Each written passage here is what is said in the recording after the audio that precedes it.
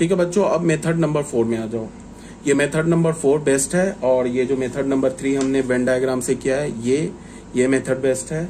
और ये जो मेथड किया है ना 1 और 2, इसको एक बार सुन लिया, बस देख लिया कि कैसे सॉल्व होता है, मतलब ये भी एक बार लॉजिक देख लिया। अब हमारा जो जिस मेथड से हम जो प्रेफर मेथड करेंगे वो मेथड नंबर 3 वेन डायग्राम से, और ये मेथड नंबर 4, ये इंपॉर्टेंट है मेथड नंबर 4। इसको हमने कैसे सॉल्व किया ये ध्यान से देखो। यहाँ पे हमने क्या बोला, A minus B union C, A minus B union C. तो तुम बच्चों इसको ऐसे देखो, हमारे पास क्या लिखा है, जैसे हम ऐसे बोलते हैं ना A माइनस बी, इसको हम क्या बोलते हैं, A इंटरसेक्शन B कंप्लीमेंट। अब तुम देखो यहाँ क्या लिखा है, यहाँ क्या लिखा है, यहाँ B की जगह B यूनियन C लिखा है, A minus B union C लिखा है। तो इसको हम कैसे लिखेंगे, A intersection B complement, B की जगह क्या है B यूनियन C, तो कंप्लीमेंट, ऐसे लिख दिया। अब इस पर बच्चों डिमॉर्गन्स लॉ लग जाएगा। तो इस पे डिमॉर्गन्स लॉ कैसे लगेगा, A इंटरसेक्शन, डिमॉर्गन्स लॉ में क्या बोला था कि अगर यूनियन है तो इंटरसेक्शन बना देते हैं, इंटरसेक्शन है तो यूनियन बना देते हैं। यहाँ क्या है यूनियन, तो इस पे हमने इंटरसेक्शन ऐसे बना दिया। उसके बाद यहाँ पे क्या इंटरसेक्शन है और यहाँ भी इंटरसेक्शन है, ठीक है ना। तो इसको हमने अगर ऐसे लिखा तो कोई प्रॉब्लम नहीं है, A इंटरसेक्शन B कंप्लीमेंट, एक इंटरसेक्शन, देखो यहाँ भी इंटरसेक्शन है यहाँ भी इंटरसेक्शन है, इसको हमने कैसे लिखा, A इंटरसेक्शन C कंप्लीमेंट, ऐसे लिख दिया। देखो A intersection B intersection C है, इसको तुम अगर ऐसे लिखा है या ऐसे लिखा है, ये ब्रैकेट लिखा है, तो इसको तुम बड़े आराम से intersection B intersection A intersection C लिख सकते हो, कोई प्रॉब्लम नहीं है, ठीक है। तो यहाँ पे हमने एक A एक्स्ट्रा ऐड कर दिया। अब बच्चों आ जाओ, A इंटरसेक्शन B कंप्लीमेंट क्या होगा, A माइनस B, ठीक है। और ये तो इंटरसेक्शन रह गया, A इंटरसेक्शन C कंप्लीमेंट क्या होगा, A माइनस C, तो प्रूफ हो गया, ठीक है। तो ये हमारा फर्स्ट पार्ट प्रूफ हो गया। सेम लॉजिक है, एग्जैक्टली सेम लॉजिक है सेकेंड पार्ट में। तो चलो एक बार सेकेंड पार्ट भी देख ही लेता हूँ। सेकेंड पार्ट एक्चुअली में है क्या वो देख लो। सेकेंड पार्ट में क्या बोल रहा है, सेकेंड पार्ट में यहाँ पे यूनियन था ना, ये इंटरसेक्शन हो गया और ये इंटरसेक्शन यूनियन में कन्वर्ट हो गया, ठीक है। तो इसको भी देख लेते हैं एक बार। हमने क्या किया, मेथड नंबर 1 में x हमने मान लिया element of A minus B intersection C का। तो यहां से हमें क्या पता चला, x element of A and x not element of B intersection C का। अगर तुम इसको B मानोगे तो अगर x A माइनस B का एलिमेंट है तो हम कैसे लिखते हैं, x element of A and x not element of B। तो B की जगह क्या है, B इंटरसेक्शन C, तो हम क्या बोलेंगे, x element of A and x not element of B intersection C। तो x element of A and ये कैरी किया। अब अगर x B इंटरसेक्शन C का एलिमेंट नहीं है तो यहाँ और आ जाएगा, तो इसको हम क्या बोलेंगे, x not element of B और x not element of C, and और पर डिस्ट्रीब्यूटिव हो जाएगा। तो हम इसे क्या लिखेंगे, x element of A and x element of A and x not element of B, और ये और इधर आ गया, देखो बच्चे ये और एंड है ना, और पर डिस्ट्रीब्यूटिव हो जाएगा। तो x element of A and x not element of B और x element of A and x not element of C। तो बस प्रूफ हो गया, x element of A minus B, अगर x A का एलिमेंट है और B का एलिमेंट नहीं है तो फिर A माइनस B का एलिमेंट है, ये और यहाँ आ गया। और अगर x A का एलिमेंट है और C का एलिमेंट नहीं है तो x किसका एलिमेंट है, A माइनस C का एलिमेंट है, ये और की जगह यूनियन डाल दिया, प्रूफ हो गया, ठीक है। मेथड नंबर 2 एग्जैक्टली सेम है मेथड नंबर 1, बस थोड़ा कैलकुलेटिव है। इसमें हम वही लॉजिक लेके चलेंगे, but if and only if को इम्प्लाइज ऐड कर देंगे। सेम लॉजिक ये जो लेके चल रहा हूं ना यहाँ पे, ये सेम लॉजिक लेके चलेंगे, बट हम इफ एंड ऑनली इफ को क्या कर देंगे, ये इम्प्लाइज कर देंगे। ये सेम लॉजिक है यहाँ पे। तो x लेके चले इसका एलिमेंट और हमें किसका मिल गया, इसका। तो इसका मतलब क्या हो गया, A minus B intersection C subset हो गया किसका, A minus B union A minus C का। तो यहाँ पे हमने इसको सबसेट मान लिया, सेम लॉजिक है। अब दूसरी बार में क्या करेंगे कि x एलिमेंट लेके चलेंगे A minus B union A minus C का।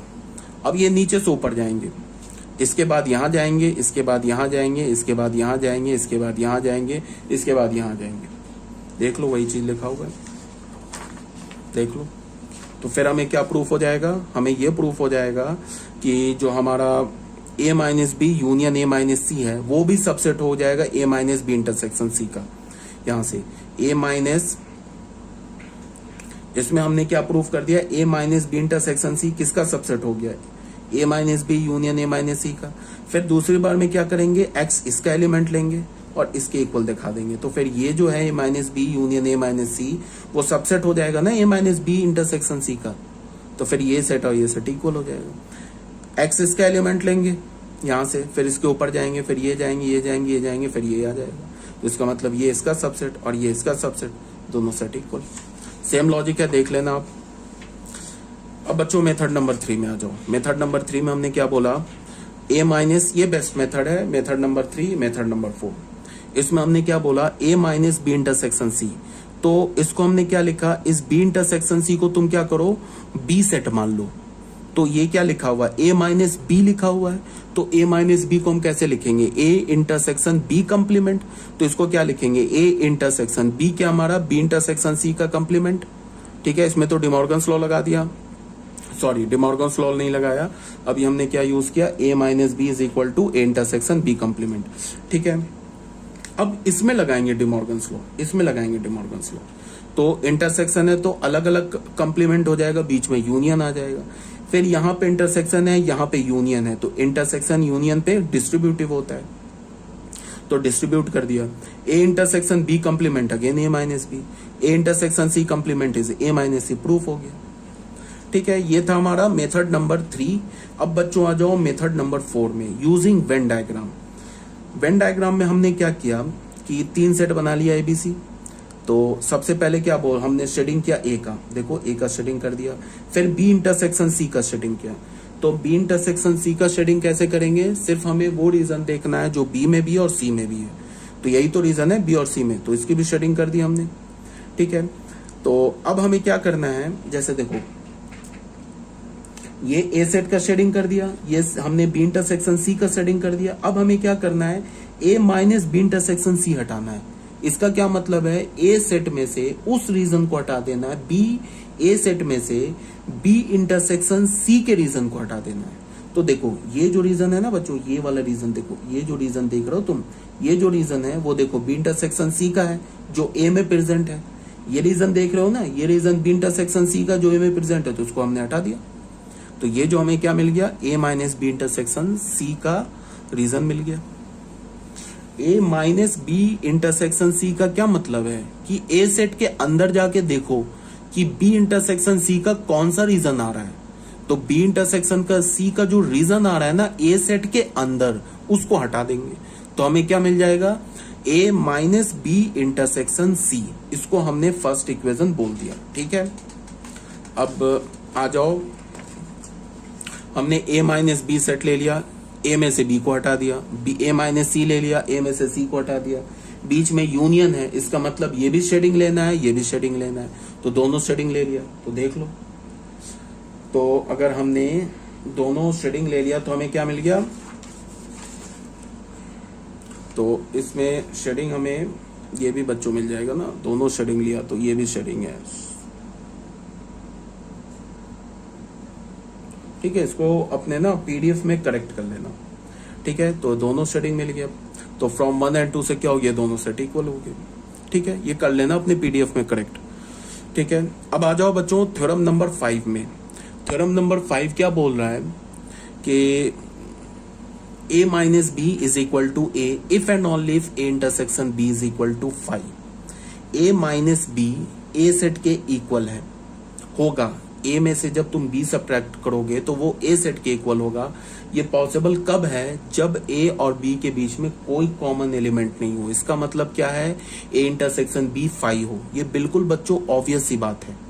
इसमें ये जो मैंने प्रूफ किया है ना, मेथड 1 मेथड 2, इसकी कोई जरूरत नहीं है, बट फिर भी प्रूफ किया है क्योंकि तुम्हें सेट की अच्छी अंडरस्टैंडिंग हो। तुम ऐसे सोचो, अगर ए और बी के बीच में कोई कॉमन रीजन नहीं है, ठीक है, कॉमन रीजन नहीं है, इसका मतलब कोई कॉमन एलिमेंट नहीं है। तो कॉमन एलिमेंट नहीं है तो ए इंटरसेक्शन बी क्या हो जाएगा, नल सेट। अगर कॉमन एलिमेंट नहीं है तो तुम इसको ऐसे देखो, वेन डायग्राम में क्या दिखेगा, अलग अलग दिखेगा, डिसजॉइंट सेट होगा ना, ये यूनिवर्सल सेट है, ये ए सेट है, ये बी सेट है। अब अगर मैं तुम्हें बोलूं कि ए माइनस बी का शेडिंग करो, तो ए में से जो बी का एलिमेंट है उसको हटा दो, बाकी की शेडिंग कर दो। तो ए में तो बी का कोई एलिमेंट ही नहीं है, तो ए माइनस बी तो ये पूरा सेट ए ही आ जाएगा ना। अगर मान लो ज्वाइंट सेट होता, ये किस केस में, A intersection B is equal to 5 के केस में है, ये A intersection B is not equal to 5। अगर ए और बी का कोई के बीच में का इंटरसेक्शन 5 नहीं है, इसका मतलब कि कोई कॉमन एलिमेंट है।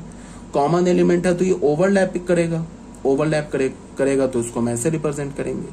अब अगर मैंने बोला ए माइनस बी का शेडिंग करो, तो हम क्या करेंगे, ए में से बी के रीजन को छोड़ देंगे, बाकी सबकी शेडिंग कर देंगे। तो ये क्या हो गया हमारा, ये ए माइनस बी का शेडिंग हो गया। बी को छोड़ दिया ना, जो बी का रीजन है उसको छोड़ दिया, बाकी सबका शेडिंग कर दिया, तो ये हो गया हमारा ए माइनस बी का शेडिंग।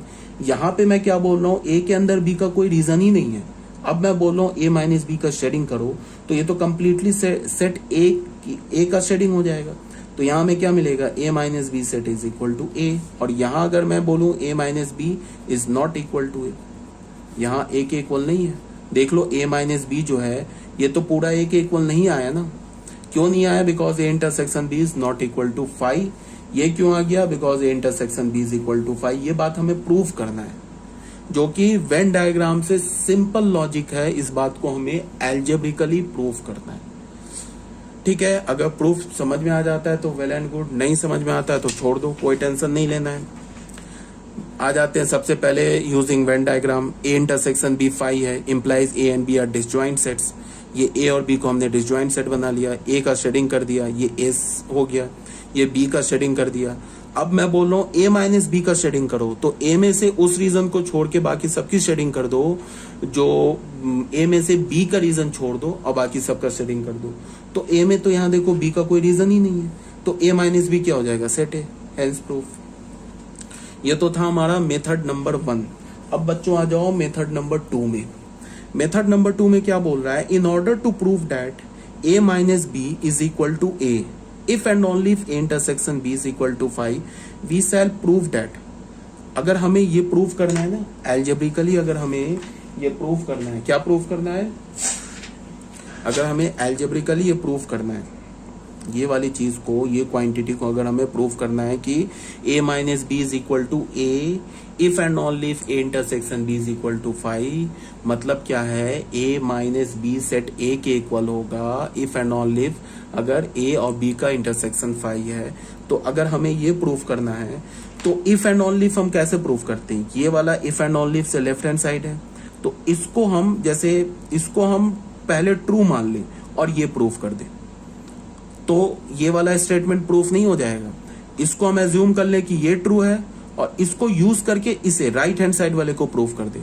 दूसरे केस में क्या करें, इसको हम एज्यूम कर ले कि ये ट्रू है और फिर लेफ्ट हैंड साइड को प्रूफ कर दे, तो फिर ये वाला स्टेटमेंट प्रूफ हो जाएगा। मेरी बात आ रही है समझ में। अगर मैंने बोला, ऐसे बोला कि A if and only if B, ये प्रूफ करो, तो हमें क्या करना होगा कि A if and only if B proof करो, तो हमें क्या करना होगा, ए को ट्रू मानना होगा और फिर हमें क्या प्रूफ कर देना होगा कि अगर ए ट्रू है तो मान लो, या फिर हमने इसको ऐसे बोल दिया कि यहाँ पे कुछ बोल दिया, एक रिलेशन दे दिया ए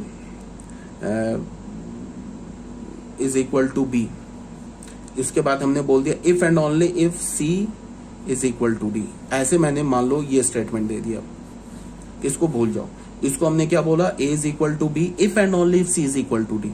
तो ये पूरा स्टेटमेंट तुम कैसे प्रूफ करोगे, बीच में इफ एंड ओनली इफ है ना, तो तुम इसको एज्यूम कर लो कि ये ट्रू है और ये फिर प्रूफ कर दो। और फिर दूसरे केस में क्या करो, इसको एज्यूम कर लो कि ये ट्रू और फिर ये प्रूफ कर दो, तो फिर ये कंप्लीट प्रूफ हो जाएगा। अगर तुमने ए माइनस बी को एज्यूम कर लिया कि ये ट्रू है और इसको तुमने प्रूफ कर दिया ये ट्रू है और इसको प्रूफ कर दिया, इतना पे छोड़ दिया, तो ये स्टेटमेंट प्रूफ नहीं हुआ।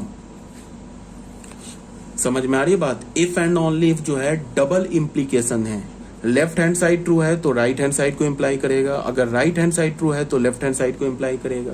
तो if and only if proof कैसे करेंगे, इसको ट्रू मानेंगे, इसे प्रूफ कर देंगे, ये पहले केस में करेंगे। दूसरे केस में इसे ट्रू मानेंगे, ये प्रूफ कर देंगे, तो ये पूरा प्रूफ हो जाएगा।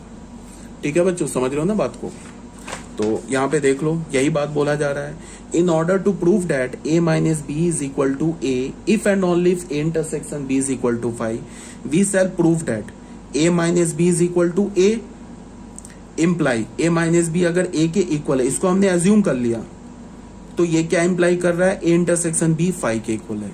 अगर ए माइनस बी ए के इक्वल है तो ये इम्प्लाई कर रहा है कि ए इंटरसेक्शन बी फाई के इक्वल है। अगर ये प्रूव कर दें, और दूसरे में क्या प्रूव करें कि ए इंटरसेक्शन बी अगर फाई है, इसका मतलब इसको हमने एज्यूम कर लिया, तो ये क्या इम्प्लाई कर रहा है, A minus B is equal to A. तो अगर इसे भी प्रूव कर दिया, इसे भी प्रूव कर दिया, तो ये भी प्रूफ हो गया। तो आ जाओ स्टार्ट करते हैं। यहां पे हमने क्या बोला, first let A minus B is equal to A. हमने फर्स्ट यहां से स्टार्ट किया, ए माइनस बी को हमने ए के इक्वल मान लिया, ठीक है। Then we have to prove that A intersection B is equal to phi. ये हमने गिवन माना है, ये हमने मान लिया है कि ए माइनस बी ए के इक्वल है, इसे हमें प्रूव करना है। तो हमने क्या बोला कि first let A minus B is equal to A, then we have to prove that A intersection B is equal to phi, ठीक है। If possible let A intersection B is not equal to phi. इसको assume किया है, इसे prove करना है। तो एक आता है proof by contradiction. Proof by contradiction तुम याद करो, 10th क्लास में तुमने स्क्वायर रूट 2 रूट अंडर 2 को तुमने इरेशनल कैसे प्रूव किया था। तुमने पहले रूट 2 को रैशनल मान लिया था, उसके बाद उस पर कुछ कुछ एल्जेब्रिक उसमें मैनिपुलेशन किया था, उसके बाद तुम्हें वहां से एक फॉल्स रिजल्ट आ गया था, ठीक है। तो फिर हमने क्या बोला था कि hence our supposition is wrong, hence root 2 is an irrational number, ऐसा बोला था ना। रूट 2 को अगर हमें एक क्वेश्चन आता है एनसीईआरटी के 10th क्लास में कि prove that root 2 is an irrational number, या prove that root 3 is an irrational number, तो हम क्या करते थे, हम बोलते थे कि let root 2 is a rational number. Root 2 rational number है, उसके बाद कुछ उस पर मैथमेटिकल कैलकुलेशन करते थे, वहां से हमें एक फॉल्स रिजल्ट मिलता था। तो हमें फॉल्स रिजल्ट क्यों मिला, बिकॉज हमने रूट 2 को रैशनल नंबर मान लिया, तो फॉल्स रिजल्ट मिलता था। तो हम क्या बोलते थे कि hence our supposition is wrong, so root 2 is an irrational number. यही काम यहां भी करेंगे। हमने क्या मान लिया, ए इंटरसेक्शन बी को फाई नहीं माना, ये तो गिवन है, ये प्रूफ करना है कि ए इंटरसेक्शन बी फाई के इक्वल है।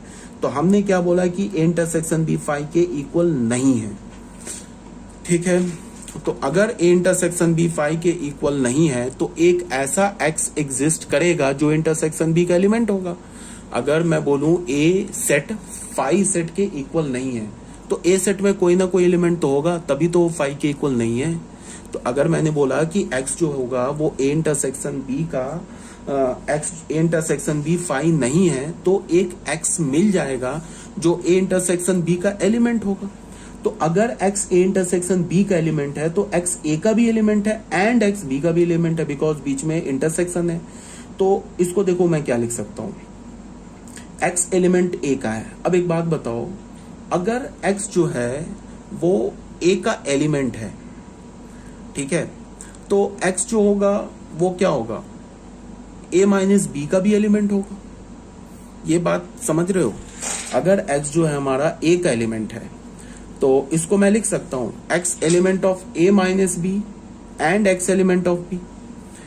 यहां से यहां कैसे गए हम, ये देखो, अगर मैंने बोला कि x is the element of A and x is the element of B, तो इसको मैंने क्या बोला कि x element of A minus B and x element of B. ये कैसे आ गया, ये बताओ।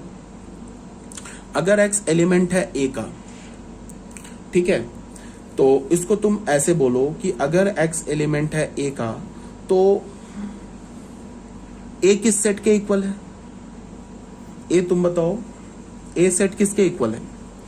यहां पे हमने अज्यूम क्या किया बच्चों, ये देखो, ये हमने अज्यूम किया है ना, ए माइनस बी सेट ए के, ए माइनस बी सेट को ए के इक्वल अज्यूम किया ना यहाँ पे।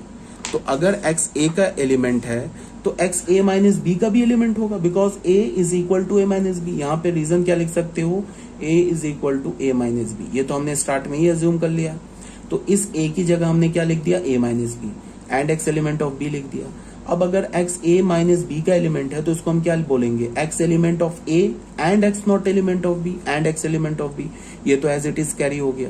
ये ब्रैकेट को उठा के हमने यहां लगा दिया, ये 3 पे है ना एंड, तो इस ब्रैकेट को उठा के यहां लगा दिया। तो इसको हमने क्या बोला, x element of A and x not element of B and x element of B. But x not element of B and x element of B both can never be possible simultaneously. यहाँ पे हमें बच्चों एक false result मिल गया। ये जो result लिखा है ना, ये फॉल्स रिजल्ट है। क्यों?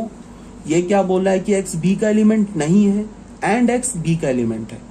ये तो यही बात हो गई ना कि x1 जो है वो a का एलिमेंट नहीं है एंड 1 a का एलिमेंट है। ये तो फॉल्स रिजल्ट है ना। मैंने क्या बोला कि x b का एलिमेंट नहीं है एंड x b का एलिमेंट है, तो ये हमें क्या मिल गया? फॉल्स रिजल्ट मिल गया।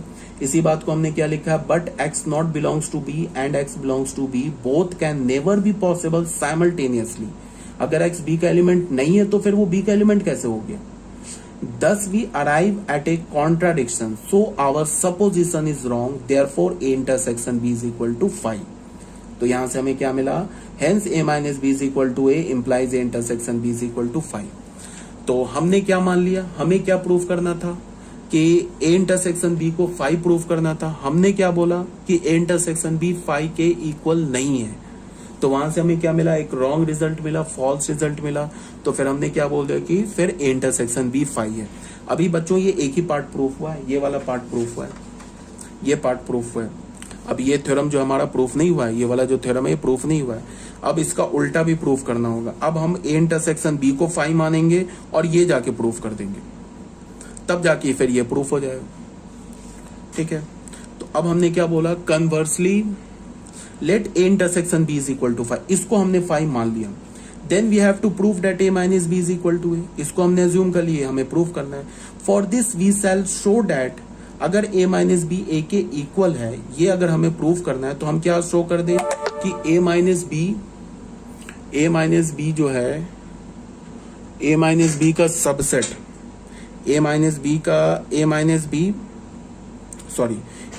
B is the subset of A and A is the subset of A minus B.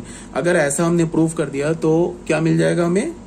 फिर हो जाएगा A minus B is equal to A.